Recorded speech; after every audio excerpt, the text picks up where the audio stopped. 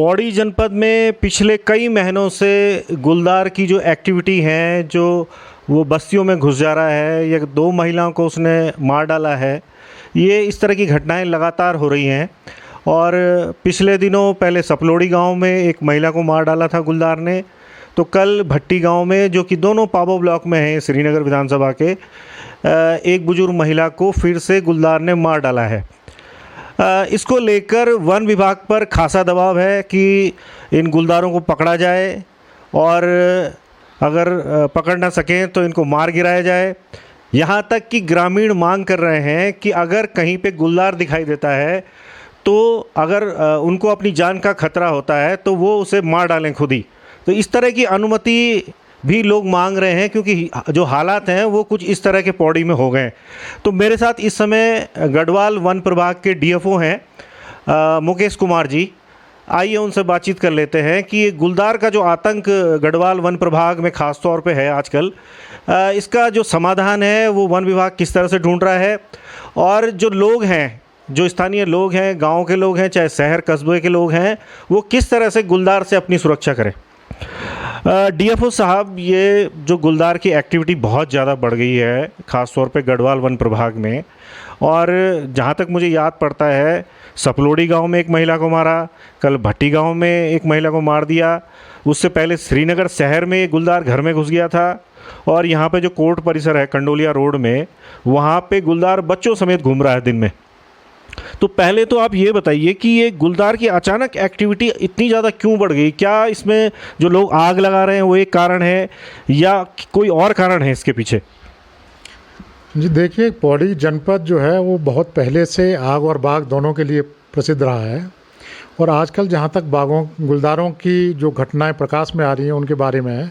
तो 15 मई को सपलोड़ी गांव में एक गुलदार द्वारा एक महिला को मार दिया गया था, और उसी गांव के पास थोड़ी ही दूर पे, और हो सकता है उसी बाग के द्वारा ये घटना की गई हो, 2 जून को यानी कि कल की तारीख में एक बुज़ुर्ग महिला अपने घर से बाहर निकल रही थी, उनको बाहर निकलते समय हमला करके मार दिया है। उसी सिलसिले में, और जो आपने कंडोलिया के आसपास क्षेत्र में डिस्ट्रिक्ट जज कोर्ट के आसपास की बात की है, तो ये जो गुलदार, मादा गुलदार 2 शावकों के साथ काफ़ी दिन से इसकी चहल पहल देखी जा रही है, और इसके लिए हम लोग नवंबर माह से ही प्रयास कर रहे हैं। ये नवंबर में भी दिखाई दी, फिर दिसंबर में दिखाई दी, फिर फरवरी में दिखाई दी, फिर उसके बाद अब ये जहाँ तक मैं समझता हूँ अभी जून में आके दिखाई दे रही है, मई जून में दिखाई दे रही है। इसके 2 शावकों में से एक शावक को हमने ट्रंकुलाइज करके और पिंजड़े के माध्यम से पकड़ा था और उसको उसके प्राकृतवास में छोड़ दिया था। जहाँ तक सपलोड़ी और भट्टी गांव की जो घटनाएं हैं, वहाँ वास्तव में बागों की जो गुलदारों की जो चहल पहल है वो ज़्यादा देखी जा रही है, और उसमें एकदम से प्रकरण कुछ बढ़े हैं। जो सपलोड़ी गांव की घटना थी उसमें बाघ को पकड़ भी लिया गया था 24 तारीख को, जब वो बाघ लाया जा रहा था वापस, तो उसी समय आक्रोश में ग्रामीणों द्वारा जला दिया गया था उसको। उसमें ज्ञात और अज्ञात कर लगभग 150 लोगों के विरुद्ध वन विभाग द्वारा FIR भी की गई थी। उसी घटना का परिणाम मान सकते हैं कि जब हम भट्टी गांव में आज वन विभाग की टीम, राजस्व विभाग की टीम और पुलिस की टीम, तीनों के द्वारा जब कार्रवाई की गई वहां से, तो जो मृत महिला थी उनका सब पोस्टमार्टम के लिए लाना था, तो ग्रामीणों द्वारा काफ़ी प्रतिरोध किया गया और अपनी सुरक्षा के लिए काफ़ी जोर दिया गया कि हमारी सुरक्षा जो है सुनिश्चित की जाए। और इसी क्रम में उन्होंने कुछ मांगें रखी थी, तो कुछ मांगें जो हम पूरी कर सकते थे वो पूरी भी की गई हैं, और कुछ जो लिखित आश्वासन ही हम दे सकते थे वो लिखित आश्वासन दिए गए हैं। जिनमें से जो मुख्य आश्वासन है, एक तो उन्होंने कहा कि आप लिख के दें कि सपलोड़ी गांव की घटना के फलस्वरूप जो गुलदार जिंदा जला दिया गया था और जिसमें FIR की गई है गांव के लोगों के विरुद्ध, वो वापस ली जाए। देखिए, वो शासन स्तर का प्रकरण है और पॉलिसी मैटर है, उसमें जनपद स्तर पर हम लोग डिसीजन लेने की क्षमता में नहीं है। लेकिन फिर भी ग्रामीणों के दबाव और जो वहाँ स्थानीय जनप्रतिनिधि, ब्लॉक प्रमुख पाबो और ग्राम प्रधान भट्टी गांव थे, उनके सामने हमने ये लिख के जन दबाव में लेकिन दिया गया है। दूसरी मांग उन्होंने रखी थी कि हमारी जो सुरक्षा है, अगर हम आत्मरक्षा में किसी बाघ को या गुलदार को मार दें तो उसमें हमारे विरुद्ध कोई कार्रवाई न की जाए। तो ये भी एक जांच का विषय है कि ये आत्मरक्षा में मारा गया या उन्होंने आक्रोश के फलस्वरूप उस गुलदार को मार दिया है। तो नियमानुसार इसमें जो भी विधिक नियम है उनके अनुसार ही कार्रवाई करने के लिए उनको लिखित में आश्वासन दिया गया था। तीसरा ये था कि जिस गुलदार द्वारा ये महिला के ऊपर आक्रमण किया गया है उसको मैन ईटर घोषित करके इसको नष्ट कर दिया जाए। तो उसके लिए हमने हायर लेवल से, ये भी एक पॉलिसी मैटर है, तो हायर लेवल से हमने अनुमति मांगते हुए उसमें क्षेत्र में गुलदार ये पिंजड़ा लगाने की कार्रवाई की गई है, शूटर की व्यवस्था की गई है और ग्रामीणों से भी अपनी सुरक्षा सुनिश्चित करने के लिए कहा गया है, जिससे आप भी जागरूक रहें, अकेले दुकेले न निकलें, शाम के वक्त विशेष रूप से अंधेरे वाले एरियाज़ में न जाएं, जहां प्रकाश की व्यवस्था हो वहीं जाएं। इस तरह की उनको हिदायतें भी दी गई हैं और उनको समझाया भी गया है और जो विधिक कार्रवाइयाँ हैं या विधिक नियमानुसार जो कार्रवाई की जानी थी वो इस भट्टी गांव के विशेष रूप से प्रकरण में की गई। डीएफओ साहब, क्योंकि ये प्रकाश में आया सभी लोगों के कि जिस तरह से ह्यूमन पॉपुलेशन बढ़ी है उसी हिसाब से गुलदार की भी आबादी काफ़ी ज़्यादा बढ़ चुकी है।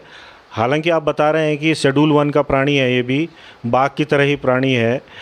तो इसको प्रोटेक्शन है, लीगल प्रोटेक्शन है। तो क्या आपको नहीं लगता कि जिस तरह से इसकी आबादी बढ़ गई है बहुत ज़्यादा और ये बिल्लियों की तरह घर गांव में घूम रहे हैं पहाड़ों में, इसके लिए सरकार को इनकी गणना करके या तो इनका स्टरलाइजेशन करके, बंध्याकरण करके या इनको पिंजरे में कैद करके कहीं रिजर्व इनके लिए इलाका बना के इनको रखा जाए? क्या इस तरह की भी कुछ आपकी तरफ से भी कुछ प्रपोजल दिए जाते हैं सरकार को? देखिए, जहाँ तक गुलदार की आबादी का सवाल है तो ये एक बहुत ही साइंटिफिक मैनेजमेंट वाला सवाल है। इसमें जो विशेषज्ञ संस्थाएं हैं जैसे wild life institute of India है या एफआरआई में कुछ लोग रिसर्च कर सकते हैं, तो रिसर्चर ही ये लोग बता सकते हैं कि इसमें क्या किया जा सकता है या वर्तमान स्थिति क्या है। जहाँ तक इनके हटाने का या रीलोकेशन जिसे कहते हैं, रीलोकेशन का या इनको स्टरलाइजेशन का सवाल है, ये सब पॉलिसी मैटर हैं और इन पर सरकार स्तर से ही कोई निर्णय लिया जा सकता है और उसका अनुपालन इस स्तर से किया जा सकता है। फ़िलहाल थोड़ा सा आप कुछ चीज़ें नोट करा दें लोगों को, क्योंकि जैसे महिलाएं हैं, ये ख़ास तौर पे महिलाओं पे हमले करता है, बच्चों पे हमला करता है। तो ख़ास तौर पे महिलाएं और बच्चे जैसे गांव में घास काटने जाते हैं या आंगन में शाम को घूमते हैं, तो इन पे ज़्यादा हमला होता है। जैसे कल की महिला थी, वो तो एक मकान से दूसरे मकान में जा रही थी। तो इस तरह से कुछ होना चाहिए कि शाम के टाइम पे महिलाएं कम से कम 4-5 के ग्रुप में जाएं या अपने साथ कुछ लठ वगैरह इस तरह से अपने प्रोटेक्शन के हल्ला करने के लिए रखें, टॉर्चें रखें। इस तरह से कुछ सुझाव मुझे लगता है कि दिए जाने चाहिए। आपके स्तर से दिए जाएंगे तो कुछ ज़्यादा बेहतर रहेगा। देखिए, गुलदार जो है एक रात्रिचर प्राणी है, जिसे नॉक्टर्नल एनिमल कहते हैं, और इसका जो आमतौर पर मूवमेंट है वो सूर्य छिपने और सूर्य निकलने के 2 घंटे पहले और 2 घंटे बाद में देखा गया है, जो विशेष रूप से है इसका। बाकी निकलने को तो वाइल्ड एनिमल है, ये कभी भी निकल सकता है। तो ऐसे टाइम पे जो सूर्य छुपने और सूर्य अस्त के आसपास है, विशेष रूप से मैं सभी लोगों से निवेदन करूंगा और ये कहना चाहूँगा कि इस पर्टिकुलर टाइम जोन में अकेले न निकलें, अंधेरे में न जाएं और जहां कहीं झाड़ियों में कुछ भी सरसराहट या इस तरह की गतिविधि दिखाई देती हैं वहां तुरंत हल्ला मचाएं, शोर मचाएं, जिससे सभी लोग अलर्ट भी हो जाएं और उस तरफ से दूरी बना के रखें। यही मैं सुझाव देना चाहूँगा। बाकी हम सभी लोग जानते हैं यहाँ पहाड़ की परिस्थितियों में करीब करीब हम लोग सभी अलर्ट रहते भी हैं, फिर भी ये घटनाएं, दुर्घटनाएं हो सकता है कभी कभी दुस्साहस का भी परिणाम हो जाती हैं कि कोई काम हमें पड़ जाता है और उस काम के बसीभूत कि बहुत ज़रूरी काम है और हमें निकलना ही है तो हम निकल जाते हैं। तो उसमें भी हम ग्रुप में निकलें तो हो सकता है कि इस तरह की घटनाओं को टाला जा सके। धन्यवाद डीएफओ साहब। तो ये आपने देखा, डीएफओ साहब ने भी काफ़ी डिटेल में बता दिया है कि किस तरह से गुलदारों से हम बच सकते हैं। हालांकि जो इनको बंध्याकरण का या स्टरलाइजेशन करने का जो पॉलिसी मैटर है वो तो उत्तराखंड सरकार को ही देखना है और हम लोग भी वन मंत्री सुबोध उनियाल जी से गुजारिश करते हैं जागो उत्तराखंड के इस मंच के माध्यम से कि इस गंभीर समस्या का, ये मुझे लगता है कि नंबर 1 समस्या पहाड़ों की है कि गुलदारों से पहाड़ के लोगों को निजात दिलवाई जाए। अगर आप कहते हैं कि पहाड़ों से पलायन रुकना चाहिए, तो पहाड़ों से पलायन होने का भी ये बहुत बड़ा कारण है। जब लगातार इस तरह से माताएं, बहनें, छोटे बच्चे गुलदारों का शिकार होते रहेंगे तो निश्चित तौर पे पहाड़ों में कोई रहना पसंद नहीं करेगा। साथ ही मैं जागो उत्तराखंड के माध्यम से भी, और जैसे डीएफओ साहब ने भी बताया है कि जब आप निकल रहे हैं शाम को तो कम से कम ग्रुप में निकलें, अपने साथ टॉर्च रखें, अपने साथ लठ रखें, कुछ इस तरह का प्रोटेक्शन ज़रूर रखें कि अचानक अगर गुलदार आप पे हमला करें। और ख़ास तौर पे मैं पौड़ी के लोगों को सुझाव देना चाहूँगा, जो सुबह मैं देखता हूँ कि 3 बजे, 3:30, 4 बजे मॉर्निंग वॉक पे निकल जाते हैं, टेका रोड पे निकल जाते हैं, और मैं सर्किट हाउस की तरफ रहता हूँ। मेरी अगर 4 बजे नींद खुलती है तो मेरे घर के आगे से लोग, महिलाएँ जाती हैं और उनके हाथ पे कुछ प्रोटेक्शन नहीं होता, अकेले घूमती हैं। तो वो लोग भी अपनी सुरक्षा का ध्यान रखें। अदरवाइज़ फिर अगर कोई ऐसा घटनाक्रम हो जाएगा, कोई दुखद घटना हो जाएगी, तो हम सिर्फ वन विभाग को कोसते रह जाएंगे और होगा कुछ नहीं।